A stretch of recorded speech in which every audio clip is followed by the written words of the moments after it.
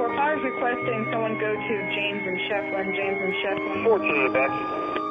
Apex 2414. Reference to possible chlorine. Late in the evening of October 5th, 2006, a fire broke out at a hazardous waste transfer facility in Apex, North Carolina, a suburb of Raleigh. The facility was owned by the Environmental Quality Company, known as EQ. Apex Fire Chief Mark Haraway directed the emergency response. That explosion went off, it shook the ground where we were standing. That was followed subsequently by a barrage of almost like artillery fire. 39 explosions. We quit counting at 39. It was like a low-frequency rumble, and then you'd hear a succession of them, like a boom, boom, boom. And that's what really got my attention. As the fire spread, a thick haze drifted over the town. The initial police squad that was on duty had a supervisor and 6 officers, and when I arrived at the scene, they were already doing the door-to-door evacuations. You had kind of this yellowish haze. I kind of liken it to a low-lying fog sort of appearance. Philip Sloop lives near the accident site. I distinctly smelled chlorine, and it was very hazy. All in this area where we're standing was very hazy and smelled like chlorine. Apex Mayor Keith Weatherly recalls the night of the accident. We knew that there was a widespread threat to that neighborhood and maybe to the whole town, depending on the wind, of course, and that's what precipitated our widespread evacuation notice. City officials ordered thousands of residents to evacuate their homes. When we first got on the scene, the chemical plume had already enveloped almost 7 blocks of a residential subdivision. We knew there were another 27 blocks to be affected. We were going to try to get that 27 blocks out of harm's way. We were operating strictly on a large event of an unknown chemical and erring on the side of safety by going with our worst case scenario plan, which was to take that evacuation point a mile out. Kelly McLaughlin resides in Apex with her family. As a parent, you make sure your kids are dressed warmly and that they put their seatbelts on, and you teach them to wear their bike helmets, and you do everything to keep them safe. And then something like this happens, and you realize that there are certain areas where you're a lot more powerless than you'd like to be, and so that was scary. Much of the town of 34,000 was in the area of the evacuation. Some residents were put up in public shelters. Because of shifting winds, the entire incident command center, which involved large numbers of police, fire, and EMS personnel, had to be relocated 5 times. It was a logistical nightmare, according to Apex Fire Chief Caraway. Our whole emergency database is gone. Then you lose your 911 center and the capability to dispatch units, to talk and communicate. Then you lose your police station. Then you lose City Hall. You know, it starts adding up, and then you've got to go make the report to the government leaders, your bosses, and say, hey, pretty much lost the entire town so far, as far as what we're doing here. We're going to operate out of a tent. The fire destroyed the EQ hazardous waste transfer facility, and it has not been rebuilt. The Chemical Safety Board investigated and issued a case study identifying several key safety issues. Our investigation found that federal regulations do not require hazardous waste companies to provide important written information on the materials they handle to first responders. Such information is necessary for local officials to effectively plan for emergencies. The EQ facility was ill-prepared for an emergency that might occur outside of normal working hours when no one was there. Here's what happened on the night of the accident. The EQ hazardous waste building had a metal roof and walls and was open on 2 sides. Inside, workers combined small quantities of similar waste materials into larger containers. These containers were stacked in bays along an elevated dock for later shipment to treatment and disposal facilities. In one bay, the company placed returns from retail stores, such as pesticides and paints. Other bays contained flammable and corrosive chemicals and laboratory wastes. One bay was designated for oxidizers. Among these materials was a large box of chemical oxygen generators, which had been removed from aircraft emergency oxygen systems during routine maintenance. Drums of solid chlorine-based pool chemicals were stacked on top of the generators. At 9:38 p.m., a resident driving past the facility called 911 to report a haze with a strong chlorine smell.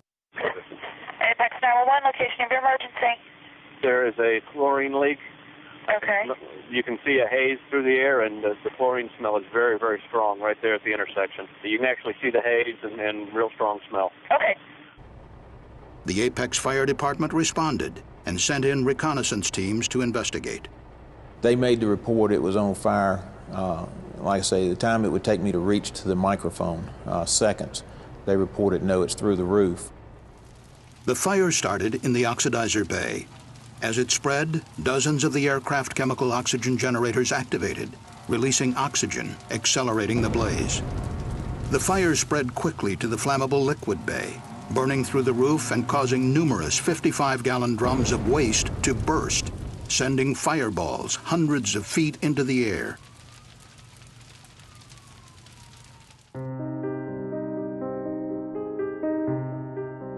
As haze and smoke spread from the facility, officials called for residents to leave their homes.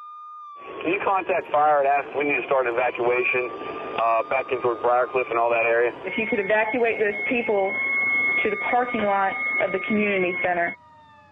As the fire progressed, Fire Chief Haraway met the plant manager, who was unable to provide him with a detailed list of the chemicals inside. He said, but I can tell you generally what's in there. You've got large quantities of flammables, combustibles, oxidizers, pesticides, poisons. The only thing I think left out of the 9 classifications was miscellaneous. Police and other responders were cautioned to avoid the smoke and haze. 10-4 Command is advising that you all do not need to be driving in the clouds. By the next day, about 30 people, including 12 police officers and 1 firefighter, were taken for medical attention at local hospitals for respiratory distress and nausea. It's something when you're standing out in the parking lot and you put your people in the back of an ambulance, you send them to the hospital, and you don't know whether they're coming back or not. That's what we had to do. Firefighters determined the best course of action was to let the fire burn itself out. The evacuations ended after 2 days. We are glad to be home. In a matter of seconds, not minutes, it went from, hey, Chief, it's on fire, to, explosions going up in the sky. The CSB found that the unspent aircraft emergency chemical oxygen generators most likely contributed to the growth of the fire. The remnants of many burned-out generators were found in the debris. A fiberboard box of unspent generators had arrived at EQ after they were taken out of airline service at an aircraft maintenance facility. When accidentally activated or exposed to fire, the devices produce substantial amounts of heat and oxygen, which can initiate and accelerate combustion. The National Transportation Safety Board conducted this test, demonstrating how oxygen generators can initiate and accelerate a fire. The test was part of the NTSB investigation of the 1996 ValueJet crash in Florida, which was caused when the devices discharged in the plane's cargo bay. In June 2007, the CSB issued urgent recommendations and a safety advisory, calling for waste oxygen generators to be safely discharged before shipping by any transport mode. Beyond oxygen generators, there are many other types of hazardous materials that may initiate or accelerate fires at waste transfer facilities. This highlights the importance of fire protection measures. At the EQ facility in Apex, the bays were separated by 6-inch high curbs, designed only to contain spills. The CSB determined that firewalls would likely have contained the initial fire in the oxidizer bay, preventing it from spreading to other bays where flammables were kept. The only fire control equipment at EQ consisted of portable fire extinguishers, which were of no use when the open bay facility was unattended. EPA regulates hazardous waste facilities under the Resource Conservation and Recovery Act. Those rules require what is referred to as fire control equipment on site, but there is no EPA or industry guidance defining such equipment. This allows facilities to operate without automatic fire detection and suppression systems, alarms, and after-hours and weekend monitoring, as was the case with EQ. So they didn't have sprinklers, they didn't have early warning smoke or heat detection or anything like that. They didn't even have off-site notification. History has shown that sometimes early warning, early notification does preempt and get responders there in a timely fashion so they can act accordingly before something gets out of hand. An automatic fire suppression system might have extinguished the fire at an early stage. The CSB investigation identified 22 other fires and chemical releases from hazardous waste facilities over the past 5 years, including this major fire at another EQ facility in Romulus, Michigan. The CSB concluded that the occurrence of these waste fires indicate there is a serious problem that should be addressed by the National Fire Protection Association, the body that develops the National Fire Codes. The National Fire Codes provide detailed fire protection standards for many types of industrial facilities, but there is no fire code specifically for hazardous waste facilities. The CSB recommended that the Environmental Technology Council, a trade association, developed standardized guidance on handling and storing hazardous waste to reduce the likelihood of fires and releases. And we urged the Environmental Technology Council, which represents the hazardous waste industry, to petition the National Fire Protection Association to develop a specific code for hazardous waste facilities for fire prevention, detection, control and suppression. I knew they were over there, but with a name like Environmental Quality, I had no idea what their business was. I didn't know that they stored toxic chemicals or oxidizing agents there. But it would really be nice if we could be made aware of companies like Environmental Quality that are operating right on our doorstep. It is vital that emergency response agencies be well informed about hazardous materials stored within their jurisdictions.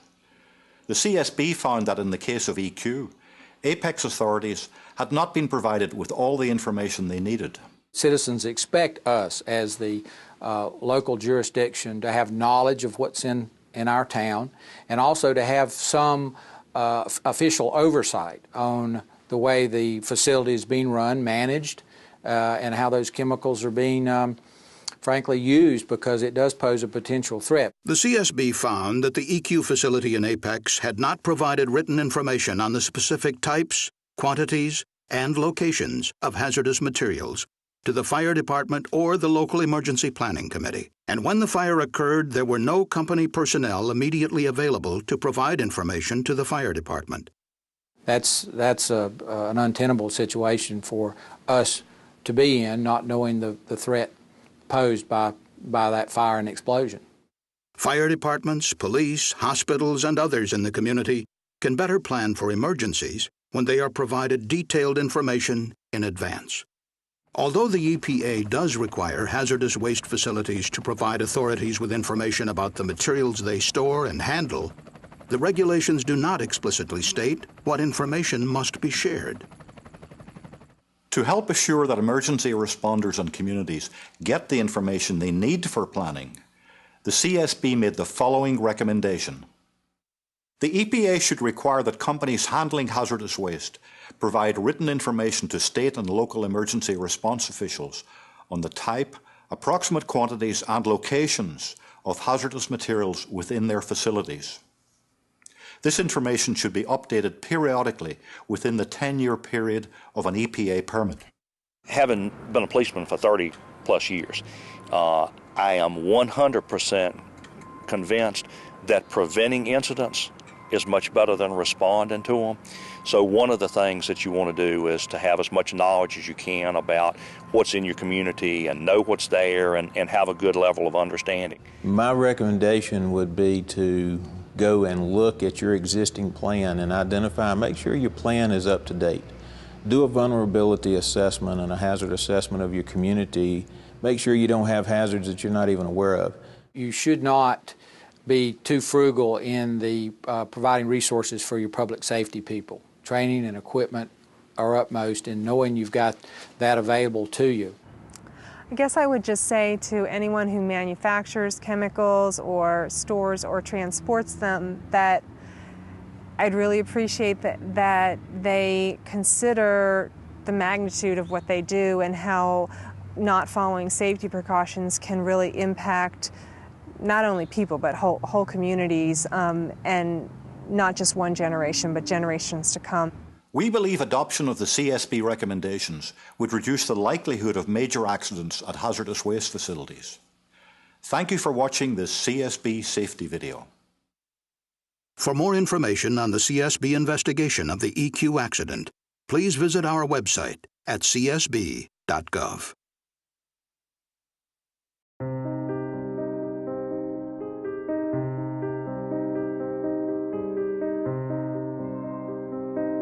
to 14.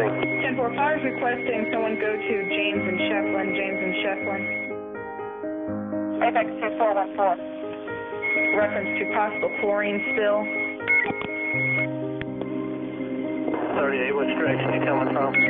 Timeout 2138 hours. On North Mason, heading towards center. 420 direct, 1020 go to 4 copy. 38, just advised. It appears that cloud is moving to the west. Can you contact fire and ask if we need to start evacuation?